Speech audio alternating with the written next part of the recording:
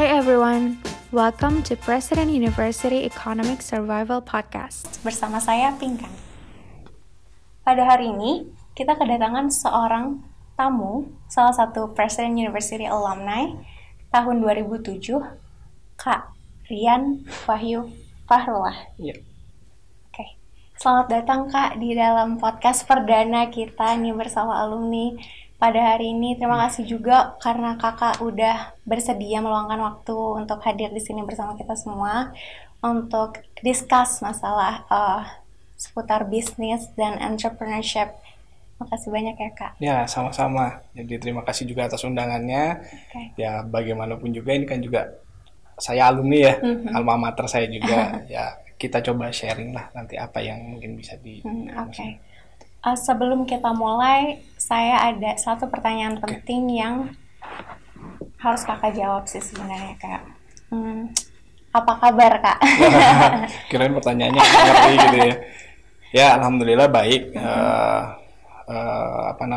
Secara pribadi, secara bisnis dan mungkin pandemi ya. Jadi alhamdulillah ini baik. Paling penting mungkin pertanyaan. Paling penting pertanyaan karena kita sekarang ada di situasi yang ya lumayan sulit ya Kak untuk bahkan berusaha stay healthy kayak agak sulit gitu. Jadi knowing that you are in a good condition is really great. Thank you so much. Now that I know you are in a good condition, saya udah tahu kakak ada di situasi yang baik secara jasmani dan rohani. Kita bisa mulai nih diskusi kita pada hari ini. Oke. Sebagai permulaan nih saya mau tanya, bisnis kakak ini didirikan pada tahun 2017, betul? Betul. Dan sebelumnya kakak sudah lulus dari President University dari tahun 2007. 2007. So like there's like a decade there. Where were you before 2017? Dikit ya. Yeah. It's been long. Yeah, it's been Jadi, a long time. Ya, saya kan lulus 2007 ya. Betul. Sebenarnya saya sempat melewati beberapa tahapan, nggak langsung tiba-tiba mendadak, I have business, nggak kayak gitu ya. Jadi saya pertama kali bekerja, mungkin teman-teman di sini juga semuanya tahu, di Presiden Executive Club. Oh, ya saya tahu. Maybe when you search in LinkedIn, nggak akan dapat tuh, saya nggak masukin. Gitu. So ini exclusive information. Oke. Jadi saya pertama kali bekerja itu di Presiden Executive Club as an IT staff. Lalu saya pernah bekerja juga di Jatis Solution di Jakarta sebagai programmer di sana. Jadi memang saya base-nya dari Presiden ini adalah IT gitu ya. Jadi it's my idealism. I need to work in my subject, expertise gitu ya. Jadi saya jadi programmer tuh di Jatis. Betul. Around a year saya di Jatis, saya sebagai web developer. Lalu saya menerima tawaran yang menarik saat itu untuk pindah ke Astragrafia. Astragrafia ini adalah salah satu membernya Astra Group. Betul. It's a well-known company. Yes, at that time I don't know now, but at that time termasuk salah satu yang most wanted company to work for. Yes. Di sana saya lumayan lama, around 9 years. 9 years. Ya, Wow. saya di Astragrafia, saya menjalani 2 profesi di Astragrafia. Yang pertama sebagai sistem analis, saya masih di IT tuh, IT banget gitu ya, IT banget. Jadi dari programmer saya jadi sistem analis. Around 4,5 tahun saya jadi sistem analis. Setelah itu saya lompat agak melenceng dari bidang saya. I've become an account manager. Maybe a sales gitu ya dibilangnya. Gitu. Jadi gitu. Nah di situ saya belajar satu hal yang di luar bidang saya, itu communication skill, negotiation skill, and something about what business of our. Ya itu kurang lebih yang saya habiskan dari 2007 sampai dengan 2017 gitu. Perjalanan karirnya selama 10 tahun ini, terutama di pekerjaan kakak yang terakhir itu di Astragrafia, itu sudah sangat, it sounds very promising. You work there, kakak bekerja di sana selama kurang lebih 9 tahun. Dan of course karirnya juga ya bisa dibilang sudah naik terus ya Kak ya. Saya kalau lulus dari Presuniv waktu itu 2007, saya bilang saya lulus dari kerja ya 2017. Saya sedang di top performer pada saat itu. Jadi saya memutuskan gitu. Itu kayak adalah sebuah keputusan yang it was a very very huge decision I would say. Because your career was at its peak, kayak lagi tinggi-tingginya. It was very difficult. Was it? Kalau kita melihat dari point of view orang awam gitu ya, it's a very very difficult. But ada some reason, or maybe dari prinsip saya pribadi dulu gitu. Saya memang dari dulu terbiasa untuk mencanangkan plan for a long term plan gitu ya. Misalkan saya 5 tahun ke depan what I will be gitu. Saya mau jadi apa 10 tahun lagi, 15 tahun lagi, seperti itu. Saya punya timeline itu. Dan di situ ada target saya harus jadi waktu itu di umur 30 tahun. That's my time limit for untuk saya kerja gitu ya di perusahaan gitu. Gitu. Jadi saya punya itu, awalnya punya itu, dan ada reason lain gimana saya berani memutuskan. Boleh dijelasin nggak Kak reasons lainnya kenapa jadi kayak memutuskan untuk meninggalkan karir Kakak yang sudah sangat promising tadi? Ya nggak panjang nih, nggak apa-apa ya. Nggak apa-apa, karena kan kayak when we're talking about business, kita nggak membicarakan bisnis keluarga yang sudah berkembang ya Kak, kemudian akan kita lanjutkan. Ini Kakak memulai Ideal Logic Studio dari nol. Betul. You build it from scratch. Dan Kakak harus, untuk itu Kakak harus meninggalkan karir Kakak yang sudah sangat-sangat luar biasa, boleh dibilang. Konsiderasinya apa? Oke. Jadi kita mulai dari mana? Gini, I'm not a motivator, so I will talk from my point of view, my personal opinion. Jadi gini, pertama saya memutuskan untuk berani keluar dari pekerjaan itu yang pertama adalah ini juga opini ini akan berkembang ya. Jadi awalnya saya melihat sama seperti mungkin orang lainnya, saya ingin kebebasan. I like freedom or something like that lah. Saya suka bebas.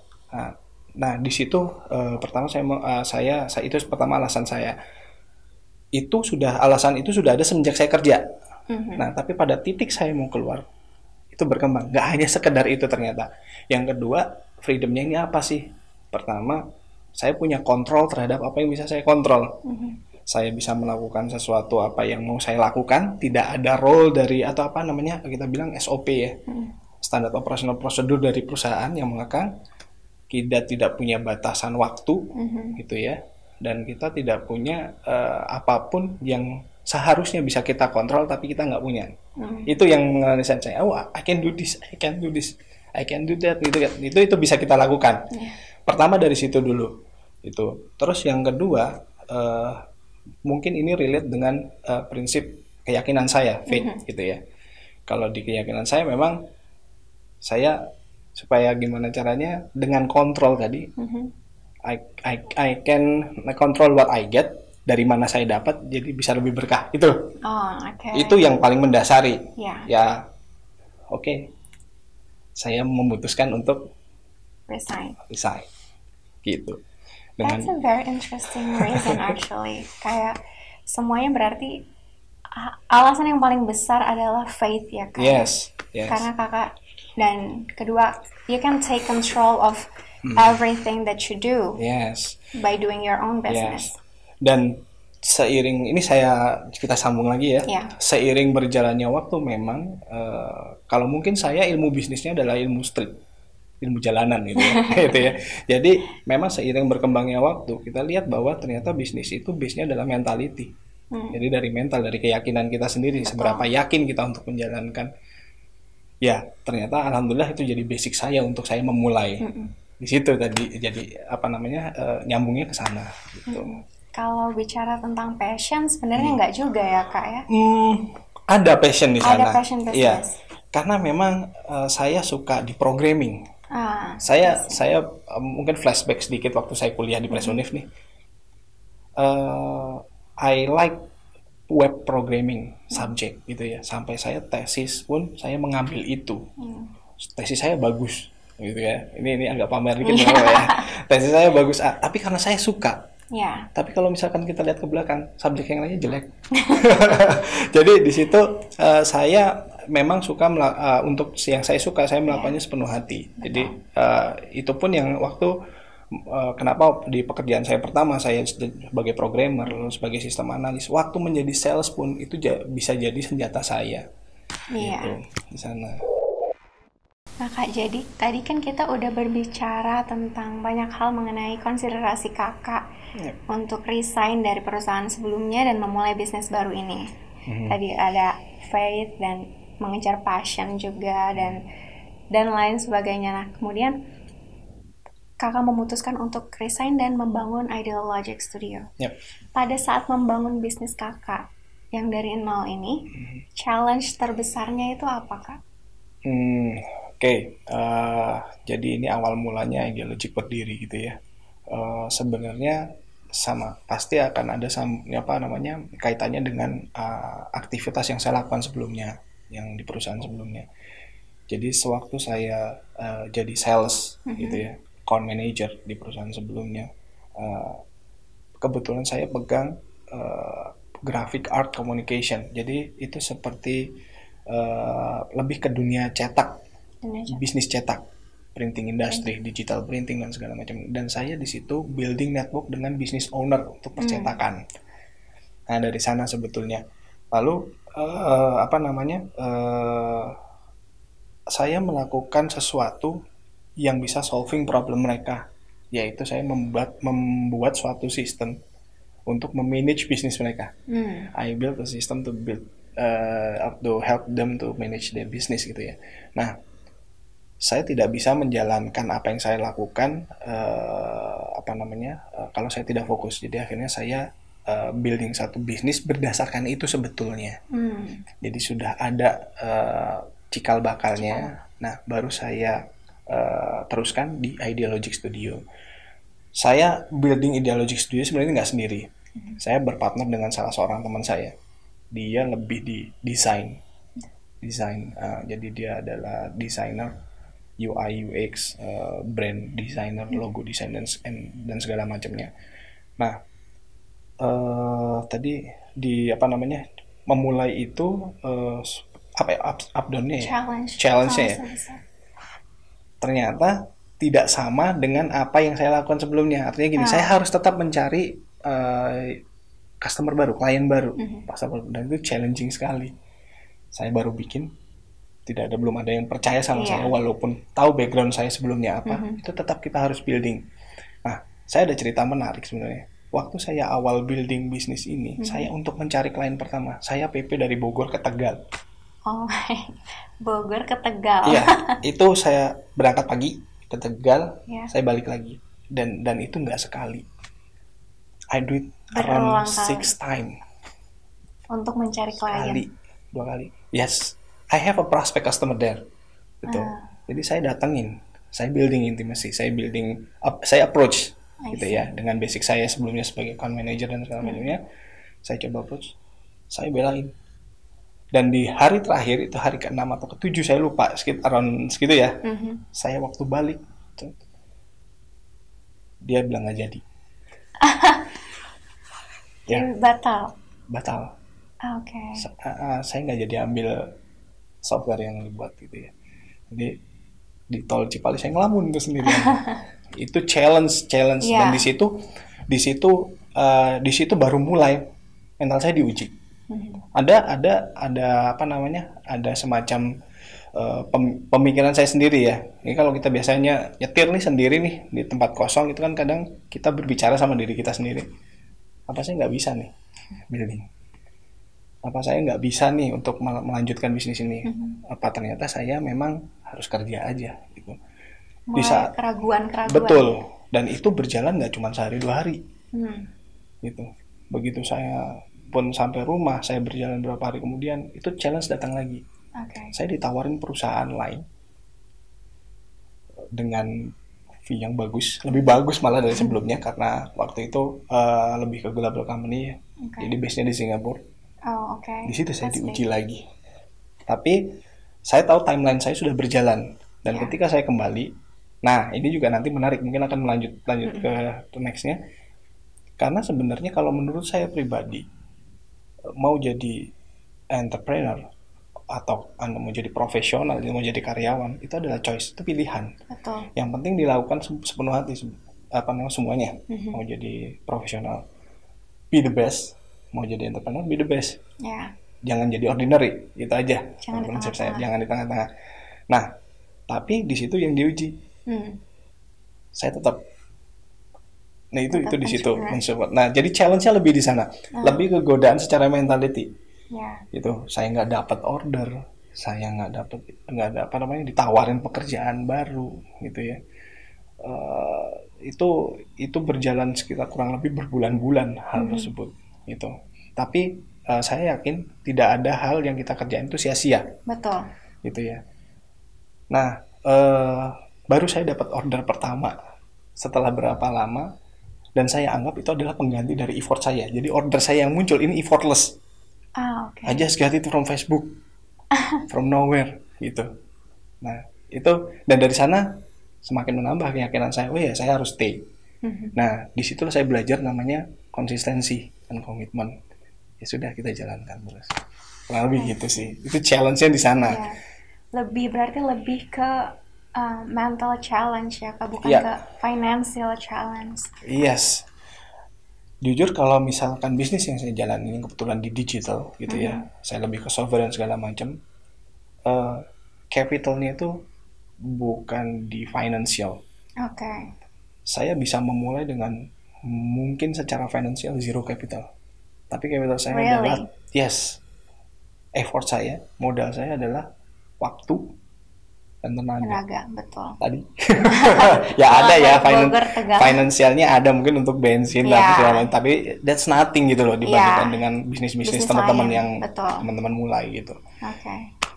Cuman ya gitu, tidur bisa 2 jam, sejam gitu. Tapi itu sudah pernah saya alami waktu saya jadi programmer. Iya. Jam biologis dan jam tidur saya udah nggak beraturan di sana. Nah itu mungkin modalnya yang paling besar, dan challenge-nya juga itu di sana. Dan kita tadi sudah berbicara tentang challenge pada saat kakak mendirikan, Iya. ya Kak. Nah sekarang Ideal Logic Studio ini sendiri udah berdiri selama kurang lebih 4 tahun berarti ya? Iya, Dari 4 tahun, hampir 2017. 4 tahun. Ya. Ups and downs selama kakak menjalani atau running this business itu selama 4 tahun ini gimana Kak? Oke, maybe mungkin gini ya, saya menikmati proses. Jadi mungkin up and down ini kalau dari point of view saya melihat itu nggak kayak grafik yang gini, Oh gitu. tapi gitu. Jadi apa namanya, dia landai Landai. ininya. Karena ups and down-nya, misal contoh sama bisa beberapa lama tidak ada order gitu. Terus habis itu ketika kita build tim kita masuk, nggak lama keluar. Itu building tim itu sangat sulit di sana. Iya. Sampai sekarang pun saya masih berusaha untuk mencari cara yang efektif untuk building tim. Nah, up and down-nya ada di seputaran itu gitu. Nah, dan terkait kondisi juga sekarang yang ada, karena kalau kita lihat malah bisnis digital seperti online dan segala online bisnis dan segala macam itu nggak terlalu terimbas ya. Ya. Nah, mungkin lebih kayak yang tadi itu sebenarnya up and down-nya. Internal seperti Iya, itu. lebih ke internal. Dan kalau misalkan tadi ada yang salah satu challenge-nya adalah saya bisa sekian lama belum ada order gitu ya. Nah gitu. Tapi di situ ada proses lain yang misalkan kita untuk R&D, pengembangan di internal dan segala macam. Jadi saya menikmati proses, jadi mungkin nggak terlalu terasa gitu. Jadi ada satu poin lagi sebenarnya, kita nikmatin saja. Nikmati proses. Iya, nikmati prosesnya seperti apa gitu. Oke. Selama 4 tahun ini ya Kak, 4 tahun berdiri, apa saja sih yang ditawarkan dari Ideal Logic Studio ini? Misalnya kayak produk-produk yang kakak tawarkan atau jasanya. Yes. Idealogic sendiri itu sebenarnya ada dua bidang yang kita core-nya kita pegang ya. Yang pertama adalah kreatif industry, lalu ada software. Ya, dan dua ini nyambung sebenarnya. Kreatif ini lebih kayak ke tadi desain dan turunannya gitu ya. Jadi kayak UI UX tapi yang lebih banyak UI UX design, lalu corporate design kayak misalkan kita ada salah satu perusahaan atau hotel yang dia ingin mendirikan satu brand baru. Kita building dari awal sampai F&O-nya. Nah, ini yang dipegang oleh rekan saya. Salah satu foundernya Ideologic. Kalau saya lebih fokus di software. Software ini kita mengeluarkan produk dan project. Jadi kita tetap harus punya produk. Nah, dalam berbisnis kita harus punya produk. Betul. Boleh produk kita as a service, tapi untuk saat ini sebaiknya kita punya produk. Nah, produk ini kita punya yang namanya Printflow yang kebetulan adalah untuk support printingnya teman-teman. Bisnis printing ya yang kita support ya. Satu lagi kita punya yang namanya Tuku Online. Nah, Tuku Online ini yang menarik karena berawal dari social project karena pandemik. Oh, oke. Nah, Tuku Online ini adalah gimana caranya orang dengan mudah dia punya online store. Just by register. As simple as that buat UKM. Nah, ini muncul karena adanya pandemik nih yang Tuku Online. Itu dua produk itu adalah produk andalan kita. Sisanya kita juga terima services seperti misalkan pembuatan software, animation, game dan segala macam. Kita ada di sana juga. Kurang lebih itu. Jadi basically it is a combination between art and technology. Yes. Jadi kalau mungkin pernah lihat company profile kita, kita bilangnya kita adalah multidisciplinary creative studio. That's interesting. Ya, jadi gitu. Jadi dan Ideologic pun itu ada sejarah filosofinya. Itu dibangun dari idealism. Tapi nggak mungkin kita idealism 100%. Betul. We need still to use our logic. Gitu. Itu ya. Jadi dan dalam membuild bisnis pun seperti itu. Kita punya idealism, kita punya passion. Tapi kita juga punya hitung-hitungan. Kita punya logis, realistis. Betul. Gitu. Kurang lebih gitu. Wah, interesting. Nah, tadi kakak sempat mengulik sedikit tentang pandemic. This is a very difficult time, especially for business owners, right? Adalah situasi yang cukup sulit untuk semua orang, tapi terutama business owners karena kemungkinan banyak sekali yang berubah. Nah, kalau dari Ideologic ini sendiri selain tadi sudah mungkin sisi baiknya adalah membantu UMKM di Indonesia untuk mendirikan untuk berkesempatan untuk mendirikan online store. Tapi dari sisi yang lainnya, apakah ada yang berubah Kak dari Ideologic Studio? Ideologic sendiri selama pandemik kita alhamdulillah kita ada di bisnis yang mana saat pandemik itu dia growth-nya malah bukan linear tapi eksponensial. Karena gini, dia ada satu kita melihat pandemik ini menggeser orang switching dari sesuatu yang tadinya offline menjadi online. Betul. Semuanya bergeser ke sana dan kita ada di bisnis ini. Kita mungkin salah satu yang bersyukur kita bisa ada di sana gitu ya. Nah, walaupun kayak tadi kita tidak mengambil keuntungan dari yang misalkan kayak Tuku Online itu kita tidak mengambil keuntungan dari pandemik atau UKM.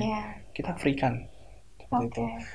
Tapi kita melihat memang bisnis-bisnis yang teman-teman yang lainnya nggak bisa kita pungkiri memang mengalami penurunan, khususnya yang bisnis-bisnis retail dan segala macamnya. Memang salah satu caranya memang mereka harus bertransformasi gitu ke online bisnis dan segala macamnya atau paling tidak melibatkan seperti itu. Kalau di kita ada perubahan apa, kita growth-nya lumayan.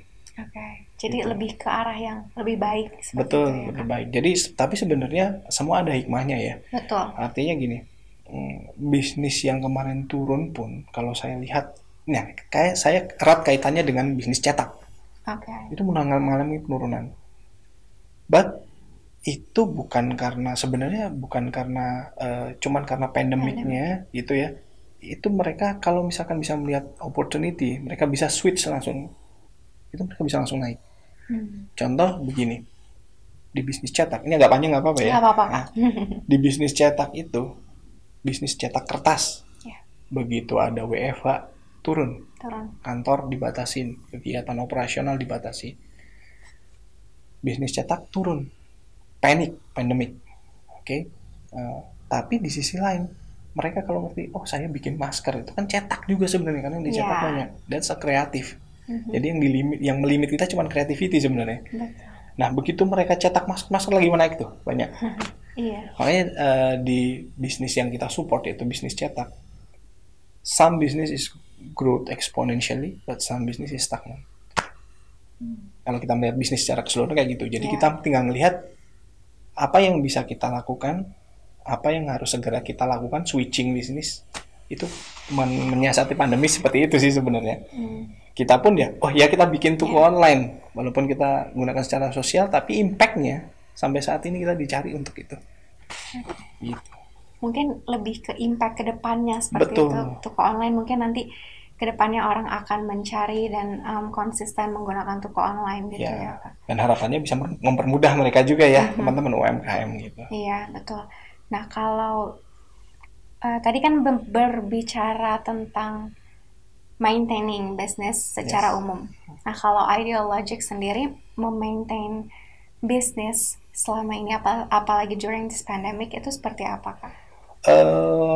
Gini, kita memaintain bisnis, yang pertama kita tetap harus tim kita jaga. Ya, apapun kondisi bisnisnya, tim is an asset gitu ya. Jadi itu adalah aset terbaiknya kita gitu. Jadi pertama itu yang penting jangan sampai ada yang pengurangan dan segala macam gitu. Tuh. Dan kita juga mulai mungkin ada hikmahnya juga. Nah, yang tadi saya bilang, saya itu mungkin nggak akan terlalu ngerasakan up and down-nya gitu ya. Tapi di saat mungkin waktu itu kita sempat ada waktu orang masih, saya lebih memilih tidak berinvestasi pada sesuatu, saya nyimpan cash saya gitu. Saya nggak ada order tuh. Nah, istilahnya, saya memanage ulang internal saya. Makanya di 2020 kita jadi PT. Dari 2017 udah di 2020 sejak pandemi kita jadi PT. PT Berkah Ide Teknologika, walaupun brandnya tetap Idealogic Studio. Gitu.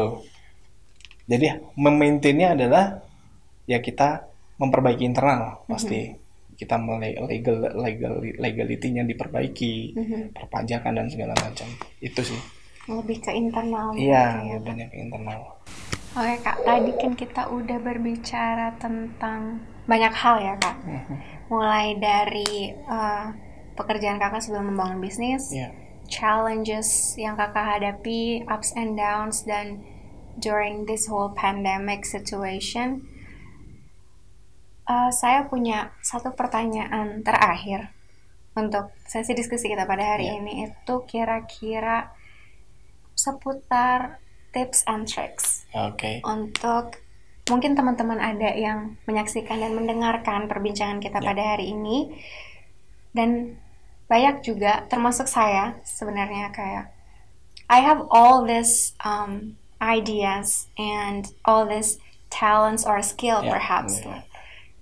Punya segala macam skill, talents, dan ide-ide untuk membangun dan menjalankan sebuah bisnis, tapi masih ragu karena mungkin suatu dan lain hal. Pertama, mungkin modal atau mungkin support system. Gimana nih Kak, dari point of view Kakak sebagai pebisnis yang memulai segalanya dari nol? Saya bukan motivator, I'm not a motivator. So this is a little bit interesting. Jadi it's interesting. Jadi pertanyaan menarik banget nih. Jadi pertama,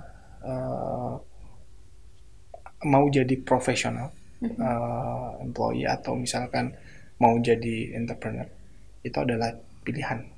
Balik lagi, nggak pernah ada yang salah untuk jadi kedua-duanya. Betul.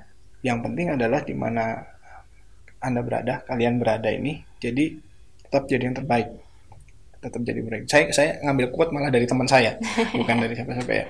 Jadi dulu teman saya satu angkatan juga di Presoni bilang, the worst thing in life is being ordinary. Itu saya pegang pada akhirnya. Okay. Jadi di mana kita berada, coba kita melakukan yang terbaik. Itu pertama. Tapi gini, yang memotivasi untuk jadi pengusaha apa? Pertama, bayangkan apa yang bisa kita lakukan kalau kita menjadi pengusaha. Jadi kita keluar dari satu tempurung, gitu ya. Kita keluar. There's a lot of things to do, gitu. Dan banyak yang bisa kita lakukan. Kita bisa sesuaikan dengan kemampuan kita. Yang sebelumnya, oh saya kuliah. Banyak kan kasus kejadian, saya kuliahnya IT, saya jadi teller bank. Nah gitu ya. That's, mungkin, tapi mungkin saya sesuainya teller bank ya nggak masalah gitu. Tapi ketika kita sudah keluar, tadi balik lagi kita bisa kontrol apa yang kita lakukan, apa yang ingin kita dapatkan, untuk apa kita melakukan. Itu kita bisa kontrol di sana. Itu motivasi pertama bisa jadi untuk jadi pengusaha ya. Nah selebihnya tinggal kita menata mental, konsistensi gitu ya.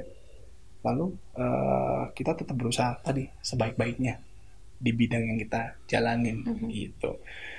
Adaptif, banyak turunannya sebenarnya. Nah sama gini, itu tadi motivation untuk kenapa sih saya jadi pengusaha. Jadi banyak yang bisa kita lakukan selain dari sisi itu. Sisi misalkan kita bisa building lapangan pekerjaan.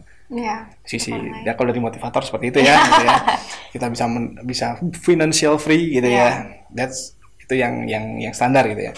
Nah terus ada lagi yang menarik sebenarnya, kalau ini lebih ke tips and trick.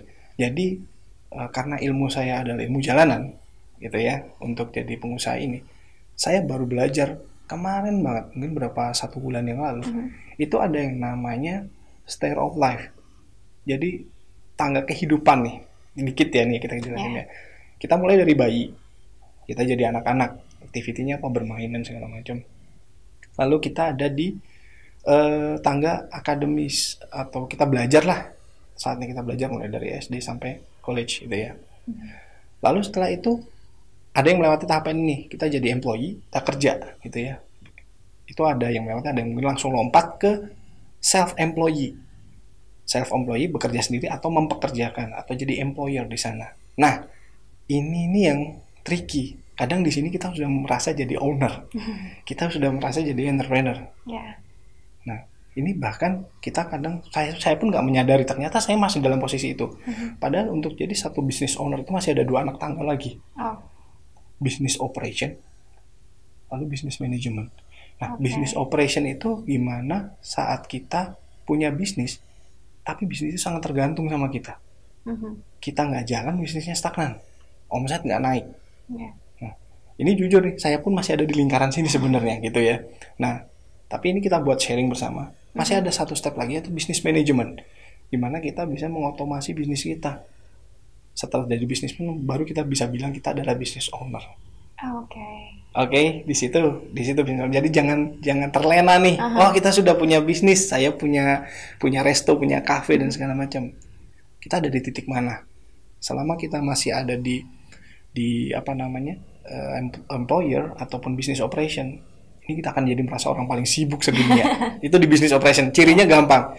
Ketika kamu punya bisnis tapi kamu masih merasa jadi orang paling sibuk sedunia, kamu masih dalam posisi business operation. Nah, setelah jadi business owner, tadi business management lalu business owner, udah kita bisa jadi investor setelahnya.